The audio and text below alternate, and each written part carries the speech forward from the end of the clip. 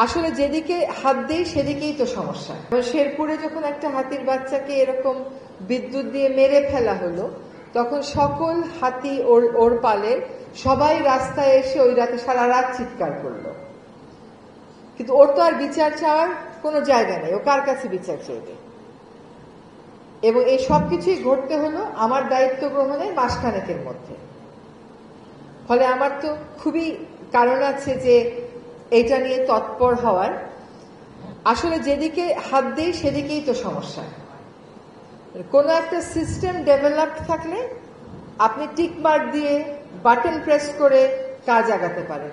সিস্টেমই যখন ডেভেলপ না থাকে তখন আপনি আগাবেন কেমন করে? যেমন আমি শেরপুরে গেলাম, গিয়ে দেখলাম শেরপুরে যত রকমের গাছ আছে সেই গাছগুলোতে আসলে হাতি ওই বাগানে যাবে না, কারণ ওগুলো হচ্ছে আকাশমণি গাছ। আর হাতি যদি ওই বাগানে না যায় তাহলে আপনি হাতির করিডোর কেমন করে চিহ্নিত করবেন? এটা আপনার মেহমান হাতি হতে পারে ও এসছে, কিন্তু ও অদূর ভবিষ্যতে চলে যাবে এমন সম্ভাবনা তো নেই। ফলে এই যে আমরা মিক্সড ফরেস্ট করলাম, আমরা আকাশমণি করলাম, আমরা ইউক্যালিপটাস করলাম, কিন্তু এটা আমাদের জীববৈচিত্র্যের উপর কি প্রভাব ফেললো এটা তো আমরা দেখলাম না। এটা না দেখলে, কারণ আপনার বাসাটা হচ্ছে আপনার অফিসটা, এটা আপনার বাসাটা মিরপুরে বা লালমাটিয়াতে, কিন্তু বেচারা হাতির বাসা তো শেরপুরে, তার বাসা তো কক্সবাজারে, তার বাসা তো সিলেটের একটা বনে। এখন সেখানে আপনি কিরকম গাছ লাগান সেটা তার থাকার উপযোগী কিনা। এখানে যদি আমি এখন পাওয়ার বন্ধ করে দিই, আমরা কেউ তো মিটিং করতে পারবো না। ও যেখানে হাঁটে, ও যেখানে চলে, ওর থাকার উপযোগী কিনা, ওর হাঁটার উপযোগী কিনা, ওর খাওয়ার উপযোগী কিনা, এটা তো আমরা ভাবলাম না। আমাদেরকে যে দেখানো হলো যে একটা জায়গায় ওইটা এনক্লোজ করে দেওয়ার কারণে হাতির করিডোরটা হ্যাজ বিন ডিস্টার্ব। তো আমাদের কাজগুলো হওয়া উচিত যে হাতির করিডোরগুলো চিহ্নিত করা। আমাদের কাজগুলো হওয়া উচিত যে এখন আমাদের হাতি কয়টা আছে সেটা হিসাব করে সেটা ট্র্যাক করা। আমাদের করা উচিত হাতি মানুষ দ্বন্দ্ব যতটা চেষ্টা করা।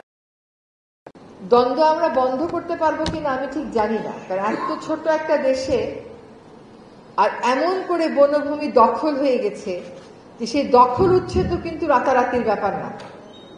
আপনি যদি চুনতিতে যান, আপনি বনে গেলেন না, গ্রামে আসলেন, এটাই আপনি বুঝবেন না। আর আমাকে দেখাতে নিয়ে গেল বন, আমি গিয়ে দেখি ওটা একটা গ্রাম। তো তাহলে আপনি ওই বনের মধ্যে ওই মানুষকেও আপনার তুলতে হলে সময়ের ব্যাপার, দীর্ঘ সময় ধরে পরিকল্পনা করে বিকল্প জায়গা দিয়ে তুলতে হবে। কিন্তু হাতি তো এই কথাটা বুঝবে না, সে তো তার প্রথাগতভাবে যে জায়গায় সে আসে, অভ্যাসগতভাবে সে সেখানটাতেই আসবে। এখানে গাছ লাগানো নিয়ে একটা কথা হচ্ছে, আমার মনে হয় যে একটা জিনিস একটু ক্লিয়ার করা দরকার। সেটা হচ্ছে যেই গাছগুলো প্রাকৃতিক বনের মধ্যে, শালবনের মধ্যে আপনার ইউক্যালিপটাস আছে, সেই গাছগুলো সরিয়ে গাছ লাগানো হচ্ছে। এখন গাছ লাগাবেন না এই প্রেসক্রিপশনটা দিয়েন না। তার কারণটা হলো তাহলে বনের জায়গাটা পাহারার দায়িত্বটা আপনাকে নিতে হবে।